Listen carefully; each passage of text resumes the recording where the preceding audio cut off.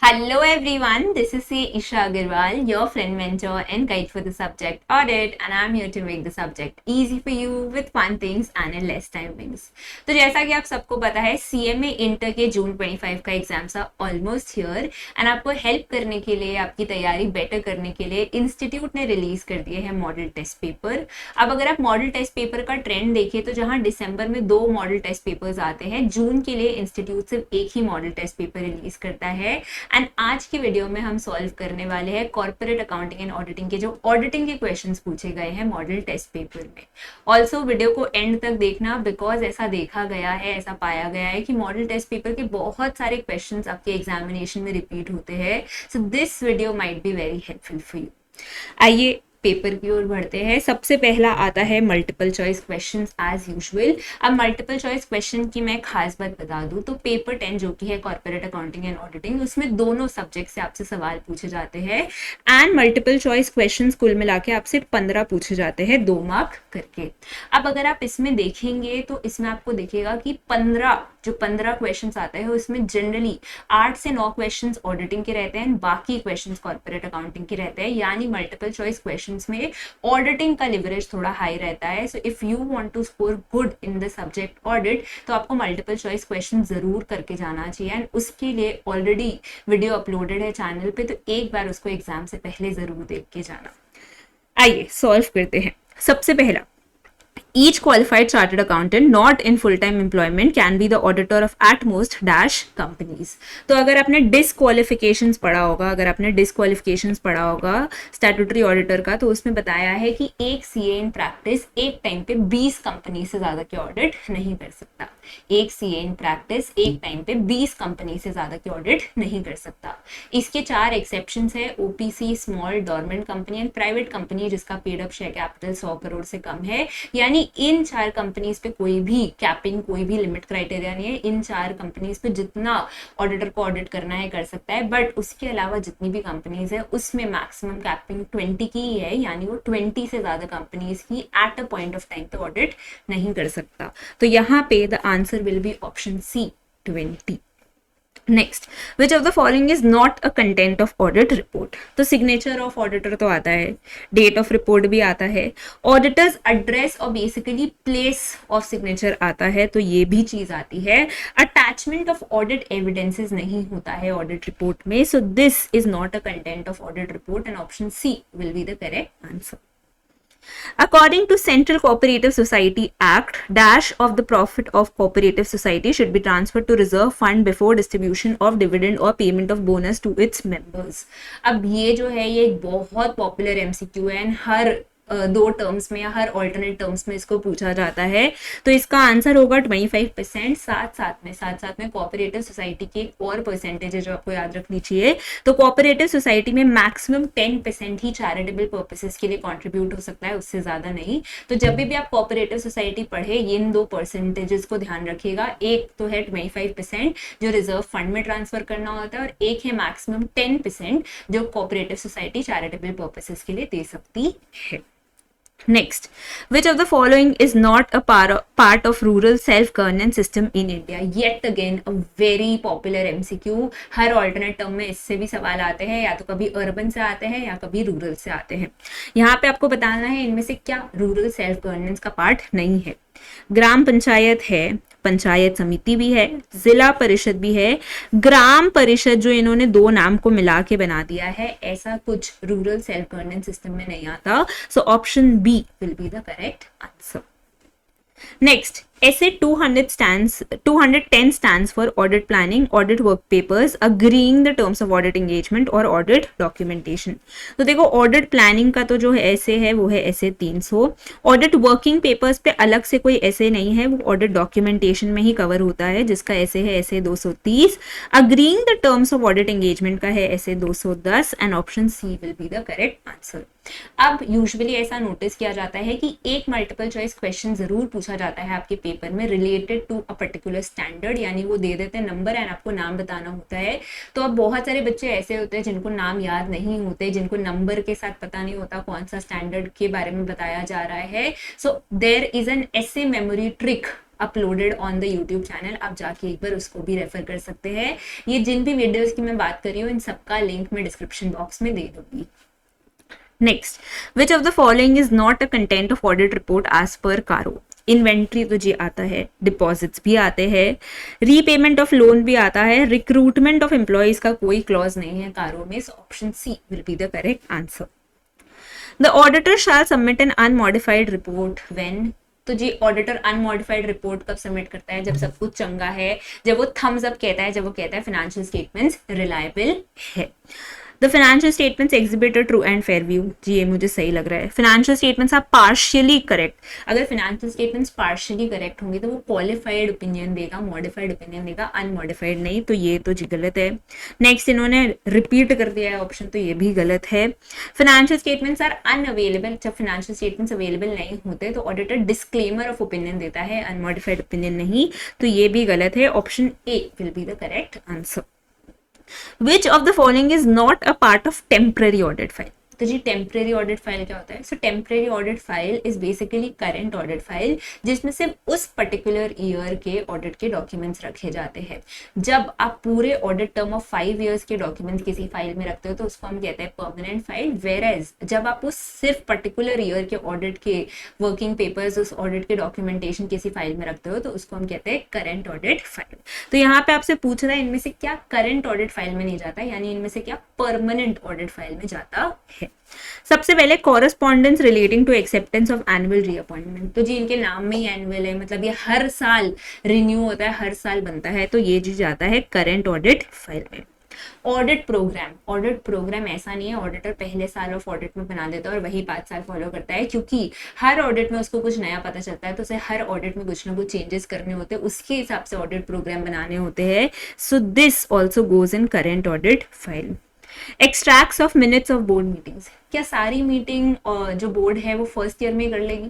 जितनी भी मीटिंग्स है अगले 5 साल की वो फर्स्ट ईयर में कर लेगी? नहीं मैम, वो तो हर साल मीटिंग करेगी, तो हर साल मीटिंग करेंगी तो हर साल मिनट्स बनेंगे, तो ये भी जाता है आपके करंट ऑडिट फाइल में।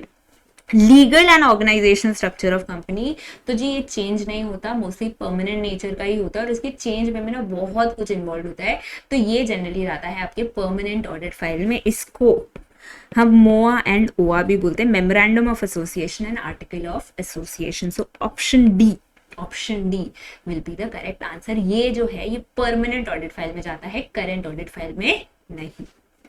अब आते हैं डिस्क्रिप्टिव क्वेश्चंस पे। सबसे पहला है illustrate the meaning of audit trail, summarise the statutory provisions relating to audit trail. अभी ऑडिट ट्रेल एक नया कॉन्सेप्ट है, तो उस पर आप सवाल एक्सपेक्ट कर सकते हैं। ऑडिट ट्रेल होता क्या है?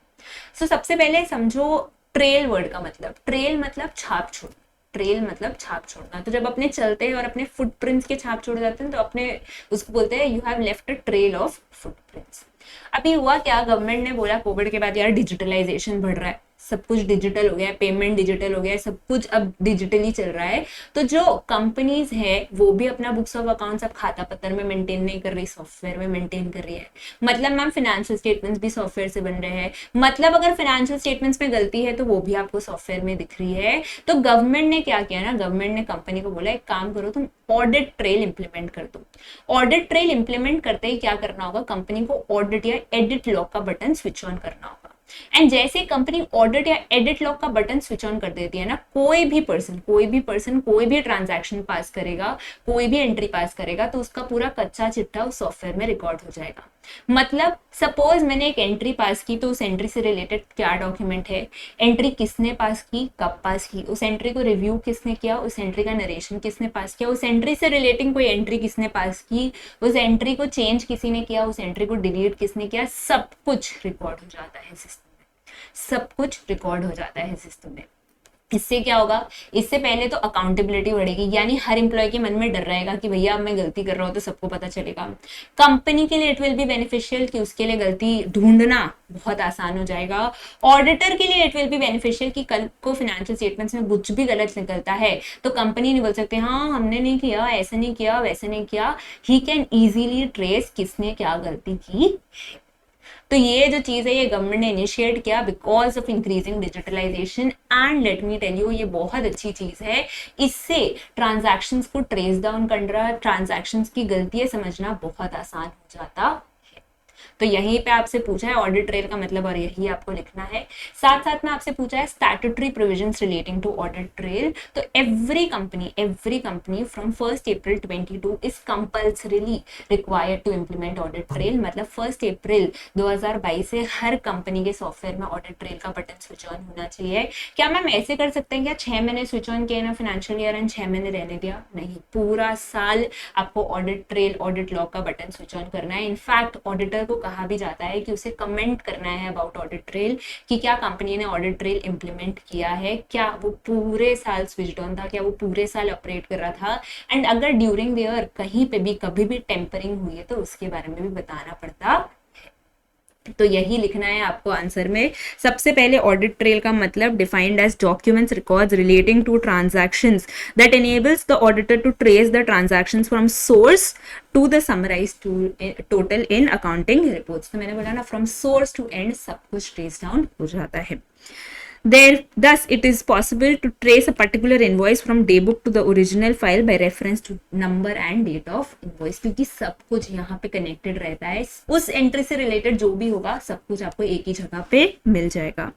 कोई एडिट भी हो रही है तो वो चीजें भी ट्रैक होगी, क्योंकि जैसे मैंने बताया किसने एंट्री पास की, किसने एंट्री चेंज की, किसने एंट्री डिलीट की, किसने एंट्री रिव्यू की, ये सब विद नाम एंड डेट आपके सॉफ्टवेयर में रिकॉर्ड हो जाएगा। स्टैट्यूटरी रिक्वायरमेंट क्या है? हर कंपनी को 1 अप्रैल 22 से कंपल्सरीली ऑडिट ट्रेल का यूज करना होगा अगर वो सॉफ्टवेयर का यूज कर रही है। और क्या बीच बीच में ऑन ऑफ चलेगा? नहीं मैम, पूरा टाइम ऑडिट ट्रेल का बटन स्विच ऑन होना चाहिए। और अगर कभी डिसेबल हुआ है तो उसके बारे में ऑडिटर कमेंट भी करेगा अपने ऑडिट रिपोर्ट में कि देखो जी यहाँ पे गलती हुई है, यहाँ पे कंपनी ने इस दिन ऑडिट ट्रेल का बटन स्विच ऑफ कर दिया था, तो मतलब कंपनी यहाँ पे इस दिन कुछ गड़बड़ कर सकती। ठीक है, नेक्स्ट सवाल पे आते हैं। Discuss the applicability of secretarial audit for companies. तो आपसे पूछा है सेक्रेटेरियल ऑडिट किस पे अप्लाई होता है, तो आइए जवाब देते हैं। सेक्रेटेरियल ऑडिट लगता है हर लिस्टेड कंपनी पे, अनलिस्टेड पब्लिक कंपनी पे जिसका paid up share capital 50 crore या उससे ज्यादा है, या टर्नओवर 250 करोड़ या उससे ज्यादा है, या आउटस्टैंडिंग लोन्स और बोरिंग 100 करोड़ या उससे ज्यादा है। सारी कंडीशंस और कंडीशंस है, मतलब अगर कोई कंपनी कोई भी एक क्राइटेरिया मीट कर रही है तो उसको सेक्रेटेरियल ऑडिट करवाना पड़ेगा। सेक्रेटेरियल ऑडिट करता कौन है? सेक्रेटेरियल ऑडिट करता है CS इन प्रैक्टिस। उसको अपॉइंट कौन करता है? बोर्ड अपॉइंट करता है। अपॉइंटमेंट के बाद उसे एक अपॉइंटमेंट लेटर देता है जिसमें जो भी उसके स्कोप है, जो भी ऑब्जेक्टिव्स है, वो सबके बारे में बताया जाता है। अगर स्कोप ऑब्जेक्टिव्स में कोई चेंज है तो उसके बारे में भी बताया जाता है through board report to the shareholders. Secretarial auditor जो है वो अपना ऑडिट रिपोर्ट बोर्ड को किस फॉर्म में देगा? वो बोर्ड को फॉर्म नंबर 3 में सेक्रेटेरियल ऑडिट रिपोर्ट देगा। वो बोर्ड को फॉर्म नंबर जस्ट सेकंड, हाँ, वो बोर्ड को सेक्रेटेरियल ऑडिट रिपोर्ट देगा इन फॉर्म नंबर MR3। अब ये तो जी हो गई कंपनीज एक्ट की बात, ये जी हो गई कंपनीज एक्ट की बात। अगर बात करें सेबी रेगुलेशंस की, तो सेबी रेगुलेशंस कहते हैं हर लिस्टेड कंपनी और उसकी जितनी भी मटीरियली अनलिस्टेड सब्सिडरी है सबको सेक्रेटेरियल ऑडिट करवाने की जरूरत है। तो लिस्टेड कंपनी का तो जो क्राइटेरिया था वो कंपनीज एक्ट में भी था, पर अगर कोई मटेरियली अनलिस्टेड सब्सिडरी ये कोई क्राइटेरिया मीट नहीं भी कर रही है तो भी उसको ऑडिट करवाने का जरूरत है, because it is compulsory under SEBI regulations. तो कंपनीज एक्ट की तो जी ये 3 क्राइटेरिया हो गए, 3-4 क्राइटेरिया हो गए, और सेबी रेगुलेशंस कहता है हर लिस्टेड कंपनी और उसकी मटेरियली अनलिस्टेड सब्सिडरी को सेक्रेटेरियल ऑडिट करवाने की जरूरत है। अब जो सेक्रेटेरियल ऑडिटर है वो सेबी को कब तक रिपोर्ट देगा? तो with in 60 days from the end of financial year उसको सेबी को सेक्रेटेरियल ऑडिट रिपोर्ट देना पड़ेगा। तो यही आपको लिखना है। अब इसमें एक गलती जो बच्चे कर सकते हैं वो सिर्फ कंपनीज एक्ट के प्रोविजन लिख के आ सकते हैं, तो ध्यान रखिएगा जब भी आपसे सेक्रेटेरियल ऑडिट की एप्लीकेबिलिटी की बात की जाए तो आपको कंपनीज एक्ट और सेबी रेगुलेशंस दोनों के बारे में लिख के आना है। Next, analyze the audit procedures to be followed for audit of revenue from operations। revenue from operations मतलब सेल्स। तो भैया सेल्स एक ऑडिटर कैसे चेक कर सकता है? तो सबसे पहले सेल्स क्या है? P&L आइटम है, तो उसमें हमें क्या क्या असर्शंस चेक करने हैं मैम? सबसे पहले उसमें हमें चेक करना है अकरेंस, फिर हमें चेक करना है कंप्लीटनेस, फिर हमें चेक करना है कट ऑफ, फिर हमें चेक करना है presentation and disclosure, and last हमें चेक करना है मेजरमेंट। ये 5 असर्शंस हमें चेक करने होते हैं पीएनएल के आइटम में। अब अगर बात करें अकरेंस की, यानी आप कैसे इंश्योर करेंगे सेल्स जितना दिखाया है उतना एक्चुअली हुआ भी है या नहीं हुआ है। तो सिंपल सी बात समझो, जब आप कोई भी सामान खरीदने जाते हो तो आपको उसके अगेंस्ट पे क्या मिलता है मैम, बिल मिलता है। मतलब कंपनी ने जितने भी सेल्स किए होंगे सबके अगेंस्ट पे इनवॉइसेस होंगे, तो सबसे पहले इनवॉइसेस वेरीफाई कर लो, देख लो कोई भी इनवॉइसेस डबल रिकॉर्डेड तो नहीं है ना, मतलब एक ही इनवॉइस 2 बार तो रिकॉर्डेड नहीं है ना, और ऐसा तो नहीं है कोई कैंसिल इनवॉइस रिकॉर्डेड है, मतलब वो इनवॉइस कैंसिल हो गया बट फिर भी उसको सेल्स की तरह रिकॉर्ड करके रखा है। फिर देख लो कहीं कोई फेक सेल्स इनवॉइस तो नहीं है ना। अब मैम ये हम कैसे वेरीफाई करेंगे, तो देखो अगर फेक सेल्स इनवॉइस है तो उसके कैरेक्टरिस्टिक्स से आपको समझ में आ जाएगा कि भैया ये फेक है, वहां पे आपको कुछ डमी नंबर्स देखने मिलेंगे। इसके अपार्ट आप कस्टमर से कंफर्मेशन लेके भी इंश्योर कर सकते हैं कहीं कहीं कोई सेल्स फेक तो नहीं है ना। साथ साथ आपको इंश्योर करना चाहिए जो कंपनी की रेवेन्यू रिकॉग्निशन पॉलिसी है, जो कंपनी की रेवेन्यू रिकॉग्निशन पॉलिसी है उसी हिसाब से सेल्स रिकॉर्डेड है, एंड जो भी स्टैंडर्ड है AS9 वो फॉलो किया गया है, या फिर IND AS 115 वो फॉलो किया गया है। अब अगर बात करें कंप्लीटनेस की, तो कंप्लीटनेस का best way to ensure is कि देख लो जितने भी sales invoice during the year generate हुए सबके अगेंस्ट पे सेल्स रिकॉर्ड हुए हैं। फर्दर देख लो कि 31 मार्च के पहले सारा गुड्स डिस्पैच हो गया है ना जिसका सेल्स रिकॉर्डेड है। अगर 31 मार्च के बाद डिस्पैच हुआ है तो क्या उसको सेल्स की तरह इस साल में रिकॉर्ड करना चाहिए मैम, नहीं करना चाहिए। तो देख लो जितना भी गुड्स 31 मार्च के पहले डिस्पैच हुआ है सिर्फ उसी का सेल्स रिकॉर्डेड है, किसी और का सेल्स नहीं। कट ऑफ के लिए येट अगेन आपको गेट जो आउट रजिस्टर है, गेट आउट रजिस्टर जो है वो देखना होगा सारा 31 मार्च के पहले डिस्पैच है जो इस ईयर के सेल्स में रिकॉर्डेड है। अगर कोई भी डिस्पैच 1 अप्रैल को है तो मेक श्योर वो नेक्स्ट फाइनेंशियल ईयर में रिकॉर्ड हो रहा है, इस फाइनेंशियल ईयर में नहीं। अगर बात करें मेजरमेंट की, यानी कि आप कैसे इंश्योर करेंगे सेल्स का जो वैल्यू है वो सही है या नहीं है, तो देख लो रेवेन्यू रिकॉग्निशन पॉलिसी के हिसाब से ही अमाउंट्स रिकॉर्डेड है। AS9 और IND AS 115 जो भी कंपनी पे एप्लीकेबल है उसको फॉलो किया गया है। क्या हम ट्रेड डिस्काउंट की एंट्री दिखाते हैं फाइनेंशियल स्टेटमेंट्स में? नहीं मैम, हम सिर्फ जो कैश डिस्काउंट होता है उसकी एंट्री दिखाते हैं। तो मेक श्योर ट्रेड डिस्काउंट की कोई भी एंट्री नहीं दिखाई गई है। और कई बार एक्सपोर्ट सेल्स में ना हमें जो पैसा मिलता है वो 3 चीजों के लिए मिलता है, कॉस्ट, इंश्योरेंस, फ्रेट। तो मेक श्योर जो कॉस्ट है वो आपके सेल्स में चला गया है, इंश्योरेंस का जो इनकम है वो इंश्योरेंस में, फ्रेट का जो इनकम है वो फ्रेट में, यानी तीनों का बाइफिकेशन हो गया है। अगर बात करें प्रेजेंटेशन एंड डिस्क्लोजर की, तो ये सबसे सिंपल है, आपको इंश्योर करना है शेड्यूल 3 फॉलो हुआ है या नहीं हुआ है।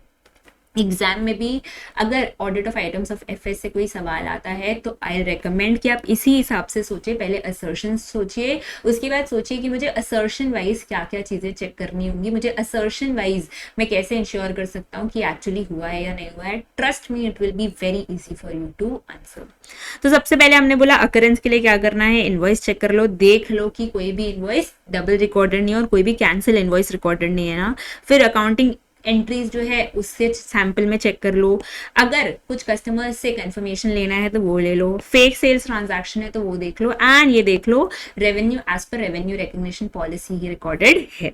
फिर अगर बात करें कट ऑफ की, कट ऑफ रजिस्टर में मैंने कट ऑफ के लिए मैंने बोला गेट आउटवर्ड रजिस्टर देख लो, एंड देख लो जितने भी डिस्पैचेस 31 मार्च के पहले हुए सिर्फ उसी चीज का सेल्स इस ईयर में रिकॉर्डेड है।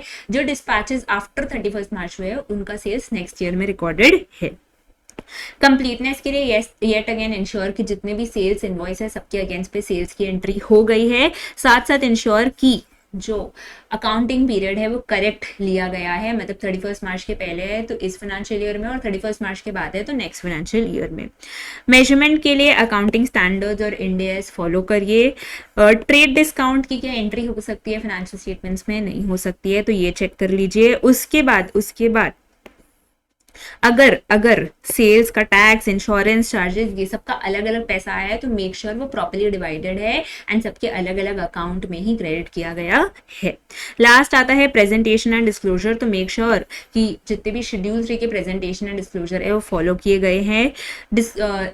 Disclosure under schedule 3 for revenue from operations क्या क्या है? सबसे पहले जितने भी अलग अलग क्लास ऑफ गुड्स है उसके लिए अलग अलग सेल्स का डिस्क्लोजर होना चाहिए। उसके बाद sale of products, services, operating revenues and excise duty के हिसाब से आपको डिस्क्लोज करना है सेल्स को।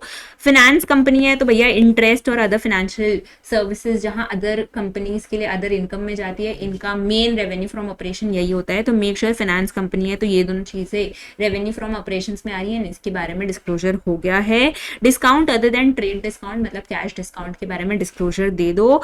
और अगर कोई कंपनी सर्विसेज रेंडर कर रही है तो ग्रॉस इनकम और gross income that is taken from different services, मतलब कहाँ कहाँ कौन कौन से सर्विस से उनको इनकम आया है इसके बारे में डिस्क्लोजर। नेक्स्ट क्वेश्चन में आते हैं। नेक्स्ट क्वेश्चन है discuss the role of NFRA in monitoring and enforcing compliance with auditing standards. तो जी नाफरा क्या होता है? नाफरा क्या होता है? So NFRA is basically National Financial Reporting Authority and उसका काम यही होता है to check whether audit quality is maintained और नॉट। जो भी ऑडिटर अपना काम कर रहे हैं सही से कर रहे हैं एंड सारे स्टैंडर्ड्स फॉलो करके काम कर रहे हैं। अब ये जो नाफरा इंश्योर करना चाहती है इसके लिए वो क्या करती है, वो देखती है कि भैया सारा जो ऑडिटर्स है वो ऑडिटिंग स्टैंडर्ड्स के साथ कंप्लाई कर रहे हैं या नहीं कर रहे हैं। एंड आपसे पूछा है कि भैया नाफरा ये कैसे इंश्योर करती है, हाउ डज नाफरा इंश्योर कि जितने भी ऑडिटर है वो ऑडिटिंग स्टैंडर्ड से कंप्लाई कर रही है। तो सबसे पहले नाफरा के पास पावर है, वो वर्किंग पेपर्स रिव्यू कर सकती है, क्योंकि वर्किंग पेपर्स या ऑडिट डॉक्यूमेंटेशन से आपको क्लियरली समझ में आ जाता है स्टैंडर्ड्स फॉलो हुए हैं या नहीं हुए हैं। फिर नाफरा चाहे तो देख सकती है क्वालिटी कंट्रोल फॉलो हुए हैं या नहीं हुए हैं, मतलब जितने भी एथिकल रिक्वायरमेंट्स है उसके साथ कंप्लायंस हुआ है या नहीं हुआ है, जितने भी स्टैंडर्ड्स ऑन क्वालिटी है उनको फॉलो किया गया है या नहीं किया गया है। साथ साथ अगर उसको लगे ऑडिट प्रोसीजर्स जो परफॉर्म हो गए उस पे एडिशनल प्रोसीजर्स परफॉर्म करने की जरूरत है, उस पे एडिशनल टेस्टिंग परफॉर्म करने की जरूरत है, तो वो भी नाफरा कर सकता है।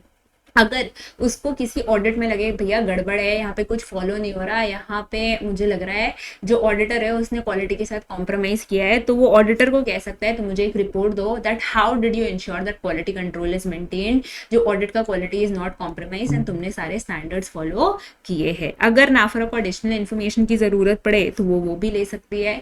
पर मैम ये जो सारा काम है क्या ये नाफरा के चेयरमैन खुद करते हैं? नाफरा के जो एक्सपीरियंस एक्सपर्ट्स हैं वो सारे ये काम करते हैं। अब कल को पता चला कि कुछ नॉन कंप्लायंस हुआ है, कल को पता चला कुछ नॉन कंप्लायंस हुआ है, किसी ऑडिटर ने कुछ गलती की है, तो नाफरा क्या करेगा? देखो नाफरा पेनल्टी तो चार्ज करेगा ही, साथ उसके नॉन कंप्लायंस के बारे में अपने वेबसाइट में पब्लिश करेगा। अगर कुछ ऐसा बात है जो उसको लगता है पब्लिक इंटरेस्ट में नहीं इशू होना चाहिए तो वो नहीं करेगा, और जनरली कॉन्फिडेंशियल इन्फॉर्मेशन वो पब्लिश नहीं करता, बट अगर उसको लगता है पब्लिक इंटरेस्ट में ये बात पब्लिश होनी चाहिए तो वो चीज करेगा। साथ नाफरा एक रिपोर्ट अलग से बना के सेंट्रल गवर्नमेंट को भी देगा, और अगर उसको लगे कि कहीं पे भैया इन्वेस्टिगेशन की जरूरत है, कहीं पे डंडे मारने की जरूरत है और उसके बाद ही बात निकलेगी, तो वो कर सकता है। ठीक है, next, examine important areas as regards auditing the accounts of an hospital. तो यहाँ पे आपसे पूछ रहा है हॉस्पिटल के लिए ऑडिटर को क्या सब प्रोसीजर्स लगाने हैं, how will he check the accounts of hospital. तो सबसे पहले अगर बात करें इनिशियल वर्क की, तो उसको जाते ही हॉस्पिटल का जो कॉन्स्टिट्यूशन है वो समझना चाहिए, यानी कि hospital as a company established है, एज अ ट्रस्ट एस्टैब्लिश्ड है, एज अ पार्टनरशिप एस्टैब्लिश्ड है, जो भी उसका कॉन्स्टिट्यूशन है उसके बारे में समझना चाहिए, ताकि वो देख सके कि जो भी एप्लीकेबल लॉज एंड रेगुलेशंस है वो फॉलो हुए हैं या नहीं हुए। दूसरा, हॉस्पिटल हो या कोई भी और entity, internal control is very important, तो उसको इंटरनल कंट्रोल असेस करना चाहिए, देखना चाहिए कि इंटरनल कंट्रोल सही से चल रहा है या नहीं चल रहा है, क्योंकि अगर इंटरनल कंट्रोल चल रहा है तो any which way errors and frauds will be कम, और अगर इंटरनल कंट्रोल सही से नहीं चल रहा है तो कोई भी एंटिटी हो एरर और फ्रॉड तो ज्यादा होगा। साथ उसको मिनट्स ऑफ द मीटिंग्स भी पढ़ लेने चाहिए। मिनट्स से हमें बहुत सारी ऐसी चीजें पता चलती है जो फाइनेंशियल स्टेटमेंट्स अलग से डिस्क्लोज नहीं करती, तो फाइनेंशियल स्टेटमेंट्स को पढ़ के हमें कभी पता नहीं चलता है। अगर बात करें रिसीट रिलेटेड ट्रांजैक्शन की, यानी इनकम को आप कैसे वेरीफाई करेंगे, तो हॉस्पिटल का इनकम आता कहाँ से? हॉस्पिटल का जो इनकम है वो आता है पेशेंट से। अभी पेशेंट से हॉस्पिटल 3 टाइप से इनकम लेते हैं। सबसे पहला होता है ऑपरेशंस के थ्रू, दूसरा होता है ओपीडी यानी आउट पेशेंट डिपार्टमेंट के थ्रू, एंड तीसरा होता है पैथोलॉजिकल टेस्ट के थ्रू। इन 3 फॉर्म में हॉस्पिटल जो है कस्टमर से इनकम या पेशेंट से इनकम लेता है।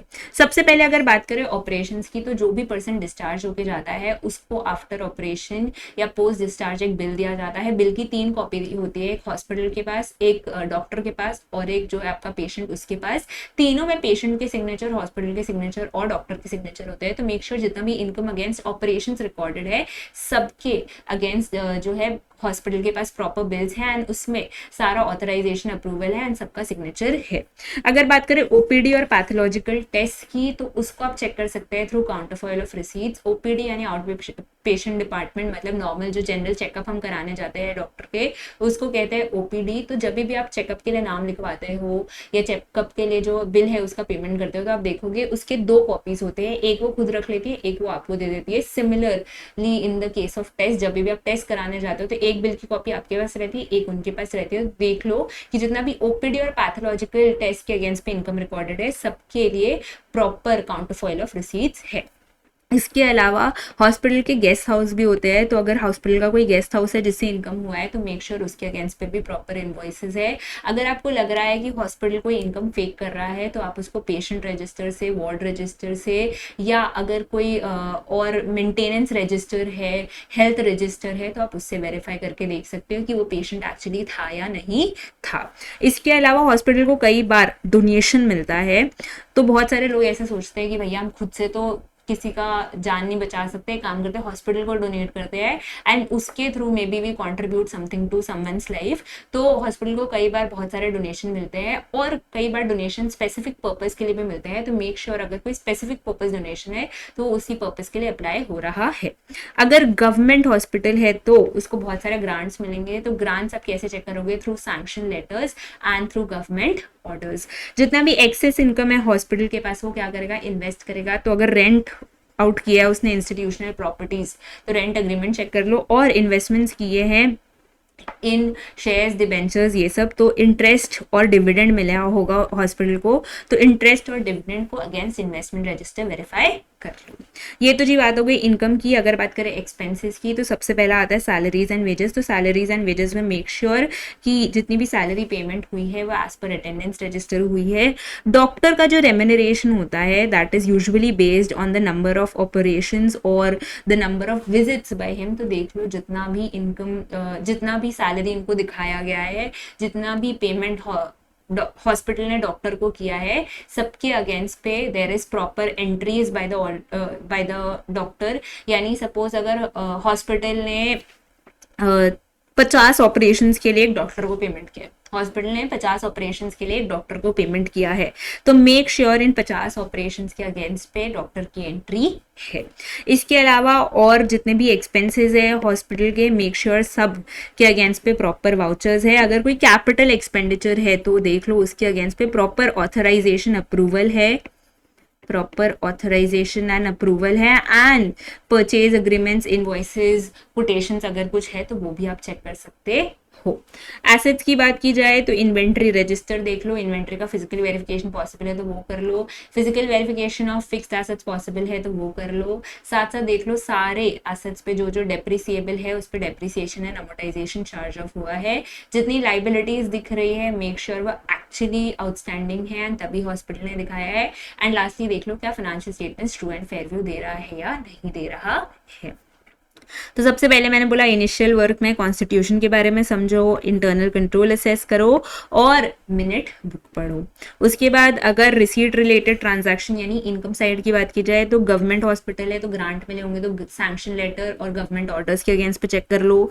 जितने भी कलेक्शंस है पेशेंट्स के अगेंस्ट पे उसको पेशेंट एडमिशन रजिस्टर, बिल्स और अगर कोई वार्ड रजिस्टर है तो उसके से चेक कर लो।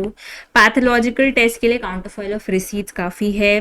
डोनेशंस भी अगर कुछ है तो उसके अगेंस्ट पे अगर कोई काउंटरफॉइल ऑफ रिसीट है तो वो भी आप चेक कर सकते हैं। स्पेसिफिक डोनेशन है तो मेक श्योर वो उस पर्पस के लिए ही यूटिलाइज हो रहा है। गेस्ट हाउस है अगर हॉस्पिटल के तो फिर देख लो उसके अगेंस्ट पे proper counterfoil of receipts, accounting entries and registers तो है ना।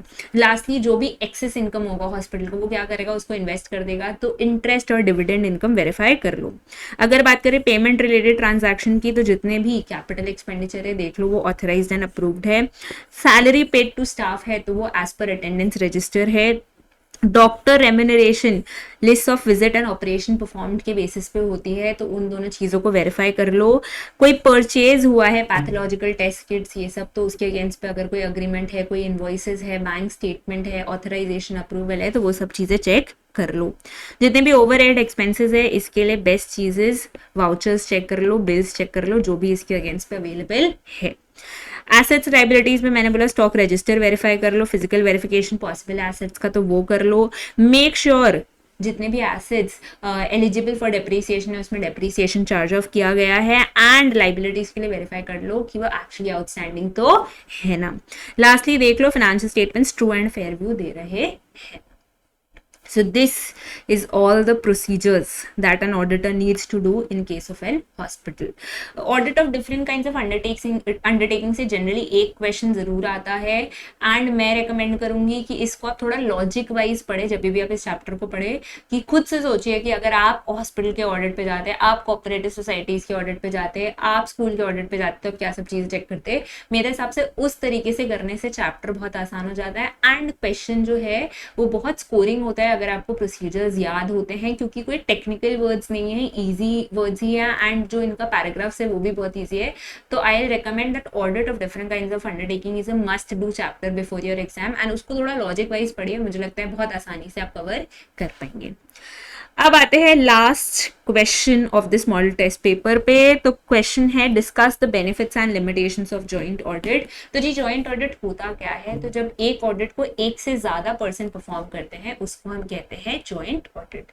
जब एक ऑडिट को एक से ज्यादा पर्सन परफॉर्म करते हैं तो हम उसको कहते हैं जॉइंट ऑडिट। अब जॉइंट ऑडिट के एडवांटेजेस क्या होते हैं, तो सबसे पहले जहां मुझे पूरा काम अकेले करना पड़ रहा था, अब उसी काम को 2 से 4 लोग कर रहे हैं, तो वर्कलोड ऑफ ऑडिटर कम हो जाता है।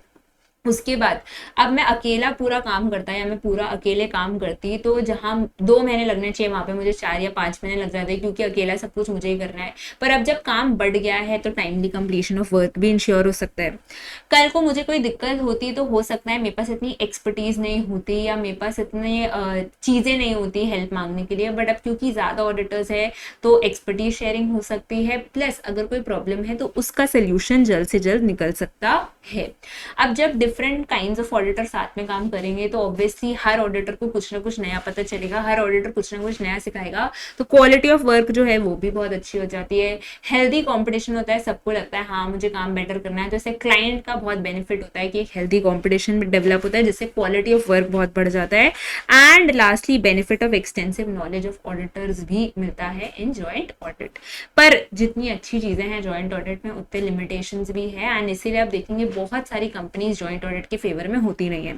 सबसे पहले ये लिमिटेशन है कि भैया जहां मुझे अकेले पूरी कंपनी का फीस मिल रहा था, अब मुझे जस्ट पोर्शन मिलेगा, तो फीस जो है वो शेयर करना पड़ता है।